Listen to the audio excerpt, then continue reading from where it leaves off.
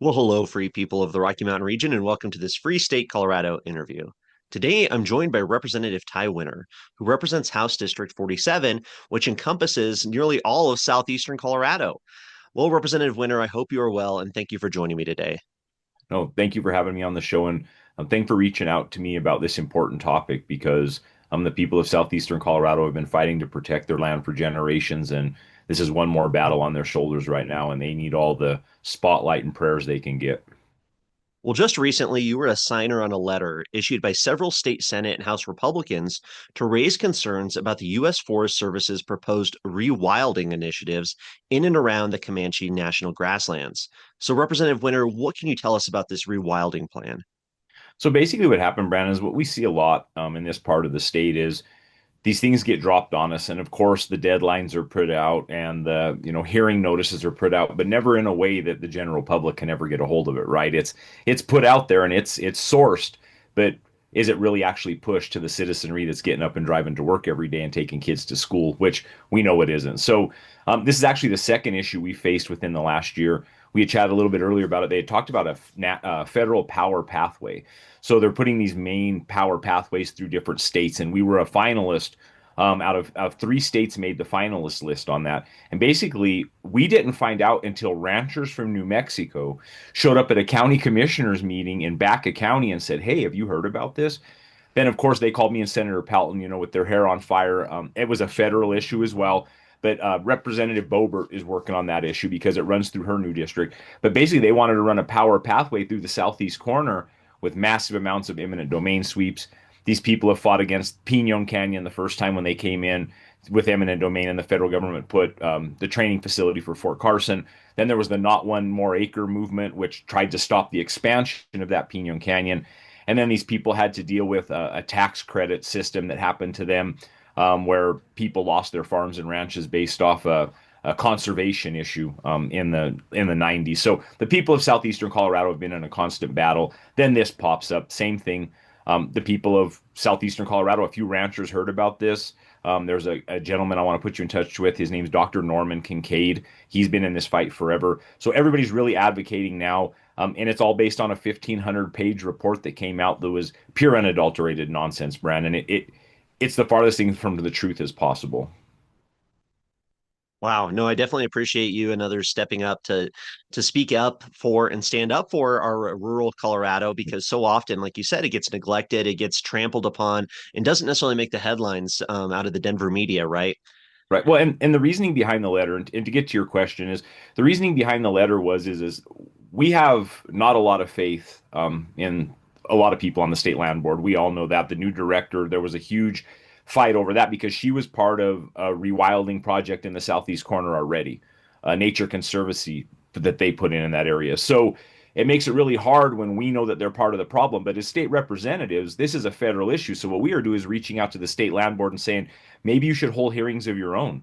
Maybe you should hear what the people say, and then you put input as which is your job based upon the citizenry responding to you having these hearings. So our push was more to say she said that she was going to protect ranching and farming industry. When people put her on the dock, if you remember, she's like, no, well, here's the deal is put your money where your mouth is. Now we have asked you to take this up, hold some hearings, request that the federal government extends their hearings, and let's have a real conversation. And then not only should the people be able to testify in front of you and the feds again, then you should take the will of the people. And as the state of Colorado, you should tell the federal government, that's what federalism is about. Hands off. The people of the southeast corner want to keep raising cattle and corn and back off. Awesome. Yeah, definitely. No, I think that's so important. And, you're going through the proper channels here, kind of going up the line of command in a way. But I want to read just a portion of the letter here, just one paragraph, and I'll have it linked at freestatecolorado.com, of course.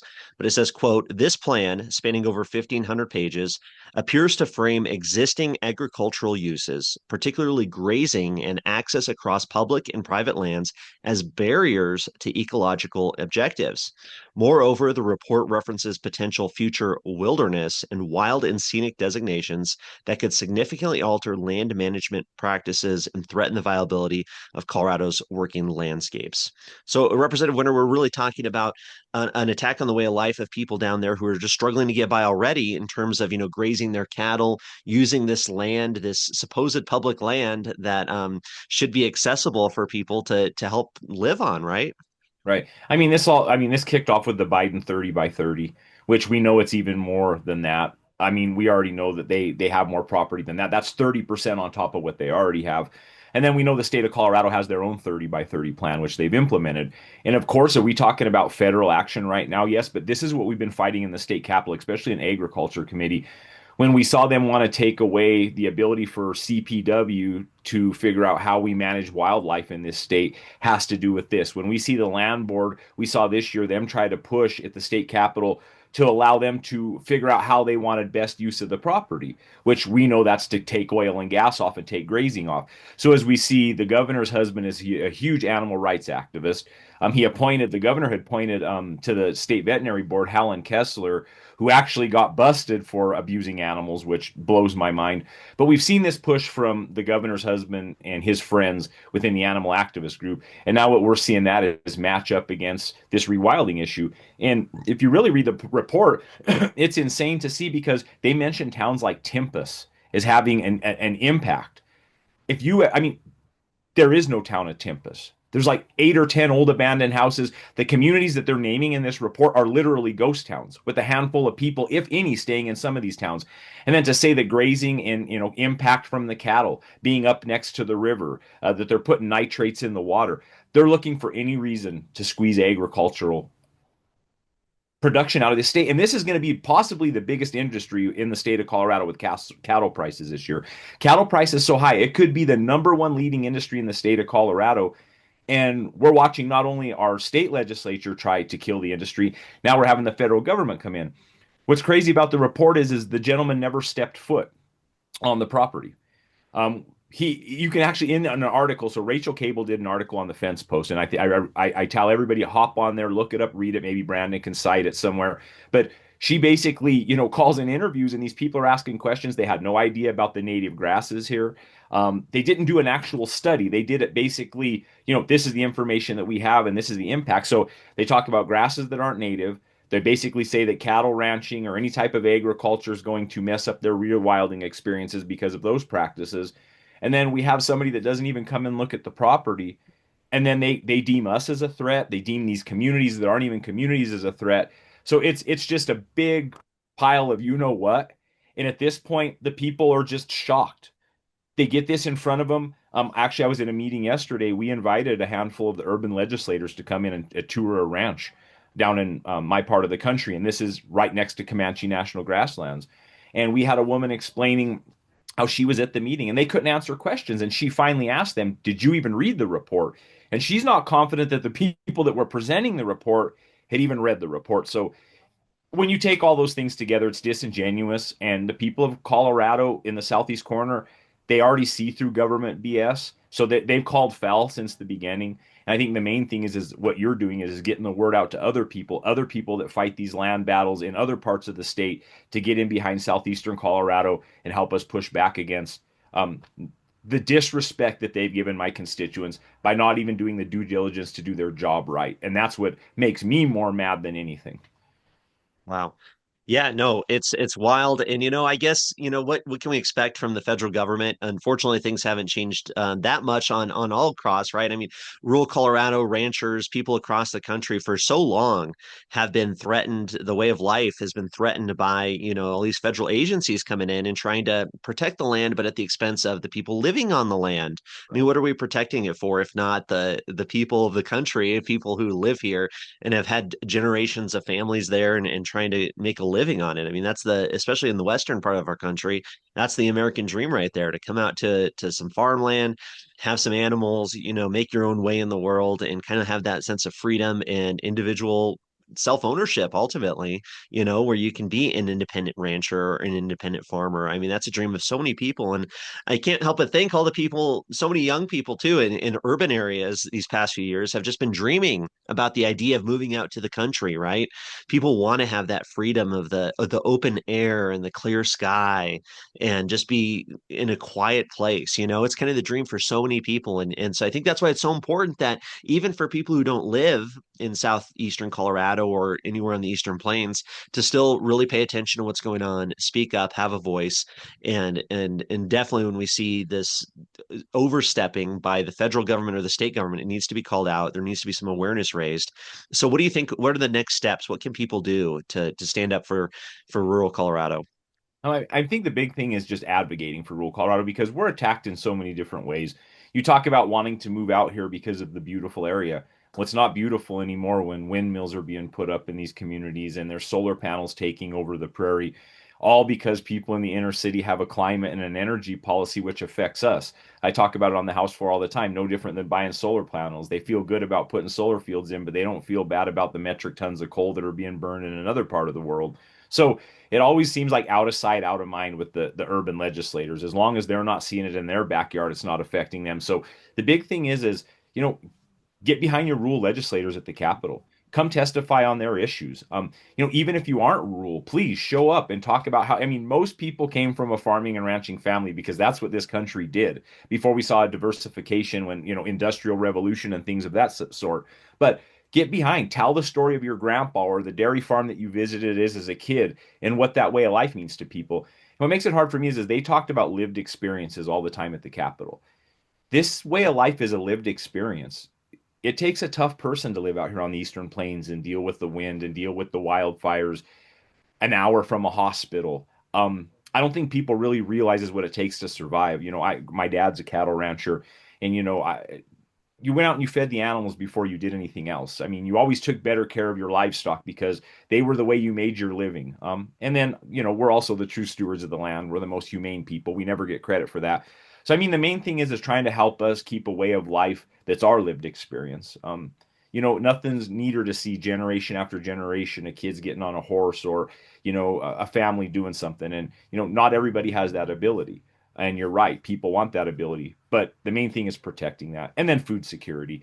Let's get down to the bare bones of this economy. Number one, the state's killing oil and gas. So, agriculture is going to have to pick up where that lets off unless they change their mind on that. And number two, food security is national security.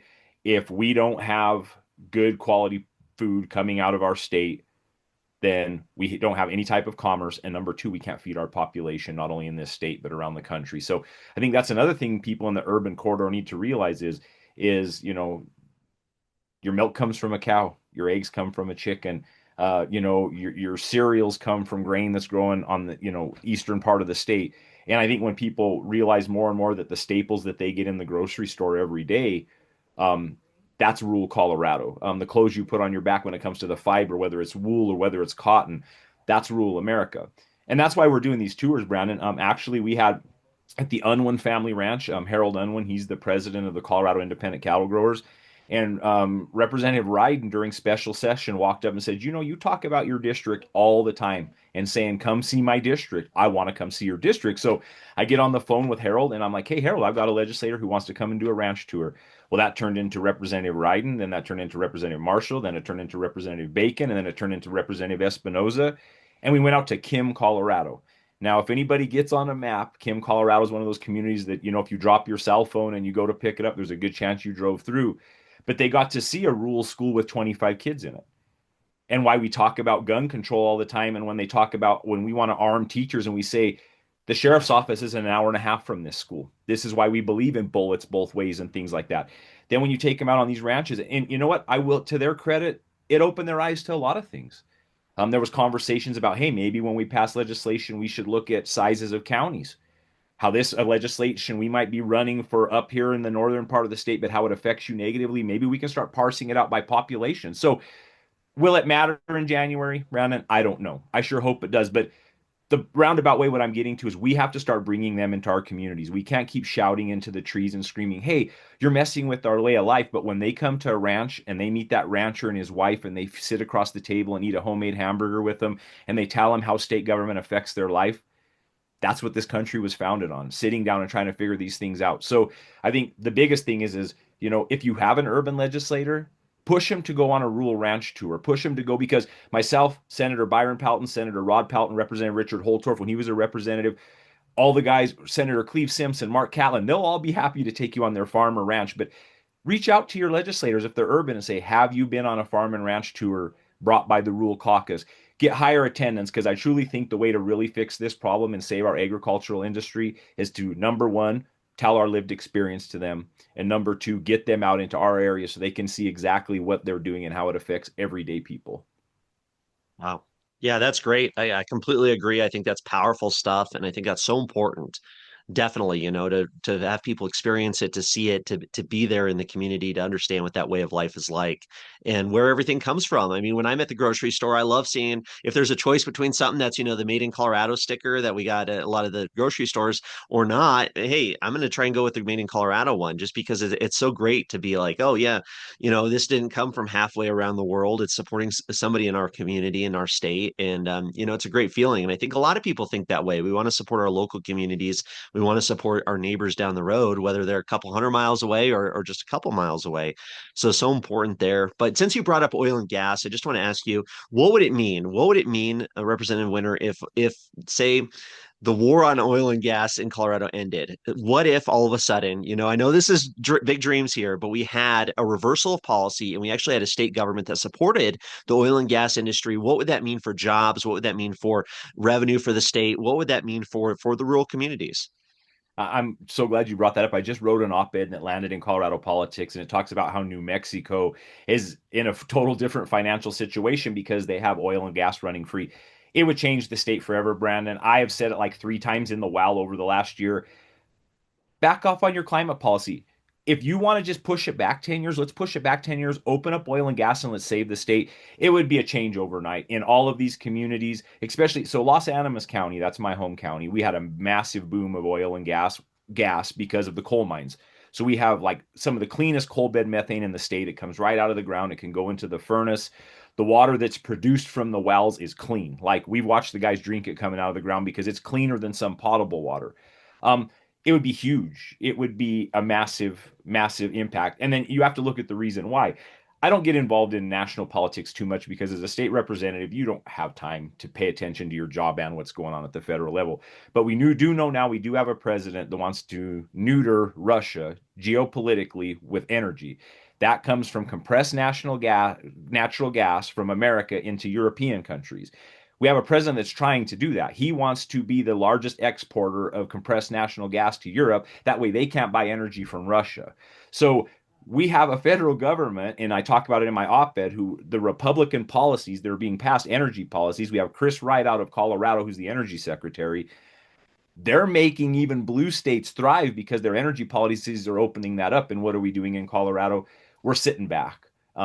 And what makes it hard for me is not only are we losing out on all the severance tax in our local communities, which builds roads, schools, hospitals. We've swept it twice at the state to balance the budget. It's most of DNR's budget in the state, and we're just cutting it off. And now we're going after agriculture. So to me, none of this really jives. But I can tell you right now, if we turned it back on, the amount of jobs that it would put in this community, we saw it in our community. We have a real Italian Hispanic community. That's the culture here, where grandma stayed in the home until she passed away, and you took care of grandpa. Well, when they killed oil and gas here, when people voted against Prop 112, and then the governor and the Democrats circumvented that with 181. It killed our population. It tore families apart. It killed our communities. It put people, unfortunately, people had to go on government assistance because there's no way to make a living. And then they promised them great wind and solar jobs, which never showed up anyway. So when we balance that with the nuclear energy push we have in this state, that's what's so disheartening to me. And that's why I totally believe their climate goals are disingenuous, because for years they blamed Republicans for lining the pockets of oil and gas. And now what we've seen is a reversal of Democrats lining solar and wind pockets with money. And we're not talking about the net zero polluter or non-polluter, and that's nuclear energy. I mean, it's the cleanest, most efficient energy on the face of the planet.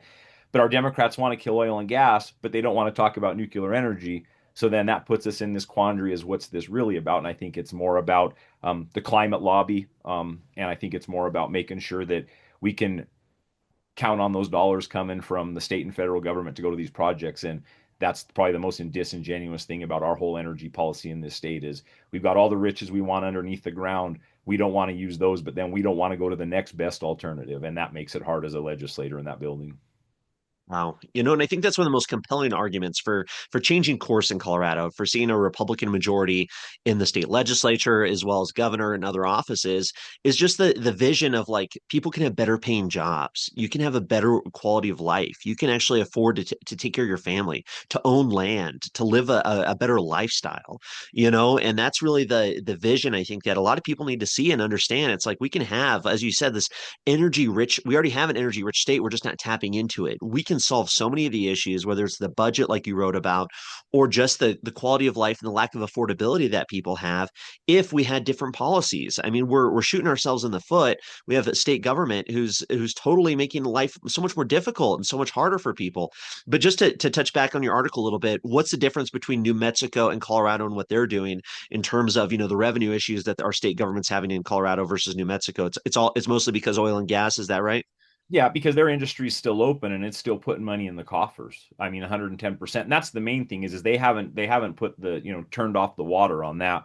And when you talked about, trying to see a shift at the state legislature, I think what I'm seeing on the road is, and this is talking to a wide swath of people, because in my district, I'm blessed to have, solid, strong conservative Republicans down to your more moderate Republican into Kennedy Democrats all the way to the far left. And they want diplomats and uniters, especially that middle section. They want people that are going to go into communities, not throw bombs, and have real discussions about how policy is affecting them. I think people are tired of the political bite to everything, the I got you moment that we're seeing in politics. I think they want people that are going to come and like lay reality out on the table. I mean, you saw under President Trump, what was one of the biggest things he said is we are going to widen the tent. Well, he brought labor into his camp. If you saw that, I mean, they spoke at the RNC. We are at a time in Colorado where labor has been testifying against Democrat bills, clean energy bills. They testified in favor of nuclear energy. So we really have a choice and a chance in Colorado to make a coalition around large groups of people. We see the Libertarian Party at the Capitol here and there, and we have a chance to say, hey, we can broaden this to the larger community, which is worried about what you said, good paying jobs, the cost of groceries, because that's what the majority of Americans care about. Do we have other issues? Damn right. We have to stand up for kids. We have to fight for parental rights. All of those things are huge. But the things that people really want to get into, it seems like now, is the kitchen table issues that we all talk about, the issues that are affecting everyday people's rights and abilities to survive. So I think one thing we need to do is we need to be more diplomatic. We need to be less bomb thrower, and we need to have real conversations that don't always have the I got you moment, because who's going to take you serious if it's always I got you or I'm going to get you the next time? People want cheaper groceries. They don't care who wins the fight. They want cheaper groceries. The difference between what I believe the Republican view is the Democrat view is they ran for power without a plan. And then they got into power and they had no plan. And it was like whatever we can make up and throw, and hopefully it sticks against the wall. Where I think that we do have a better plan. I think that we have a better business plan. I think we have a better energy plan. So when we're out talking to these voters, it can't always be this is what they're doing wrong, this is what they're doing wrong, because they don't want to hear that anymore. They want to hear what you're going to do to fix the problem. And they want to hear it in a respectful manner that they can understand, and they don't feel like they've been used for political propaganda when they go into a meeting.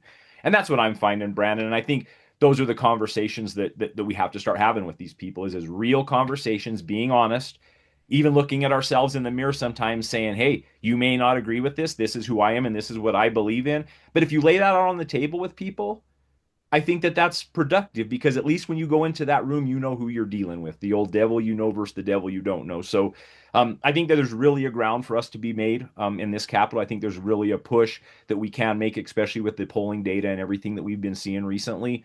And I look forward to seeing what we can do. But it's going to take a large group effort of a lot of different communities within the Liberty community to the Republican community, and it's going to be taken and getting talking to those independents. And those are the people that obviously are swinging the votes in the state, 50 plus 1%, I think, right now. And, we have to show them that our policies are better and that, we're the adults in the room and that we're here to have real discussions to make their lives look better and no more I got you moments and that we're the responsible ones. And the Dems have been drunk. They've been driving the car. And now it's time to hand the keys over to the sober ones. Awesome. Well, great advice. Great talking points. I think, yeah, Thank you. like you put it really well. People are tired of the fighting. They're tired of all the bickering. They want solutions. They want to see. They want to be able to afford their groceries. They want to be able to afford their heating bill this coming winter. They want to be able to buy a house. That's what matters to people. Not much else. When you're struggling to make ends meet, not much else is that important. So, great points. I really appreciate you, sir. Keep up the Awesome. great Thank work. you. Keep us up to date if there's anything going on. We're, of course, very close to the legislature. Hard to believe, but here it comes Right. again, right? In January, just a month and a half away, basically. But keep us up to date. Any important information we need to be aware of. But really appreciate you taking the time today and keep standing up, keep fighting for rural Colorado. Cool. Thank you. Thank you for the time that you take to do this. And thank you for getting the word out there. Alternative media is important. And I know you're working really hard to get the word out. So thank you for what you do for us, helping us get the word out too. Definitely, sir. Appreciate you and take care. You too.